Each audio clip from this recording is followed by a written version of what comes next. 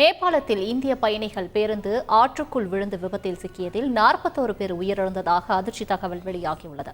உத்தரப்பிரதேச மாநிலம் கோராக்பூரிலிருந்து நேபாள தலைநகர் காத்மண்டுவுக்கு 43 பேருடன் பயணிகள் பேருந்து சென்றது. நேபாளத்தின் தனாகூன் பகுதியில் பேருந்து சென்றபோது பேருந்து ஆற்றுக்குள் விழுந்து விபத்தில் சிக்கியது. இந்த விபத்தில் பேருந்தில் பயணித்த 41 பேர் பலியாகினர். உயிரிழந்தவர்களின் பெரும்பாலானோர் இந்தியர்கள் என்பது குறிப்பிடத்தக்கது.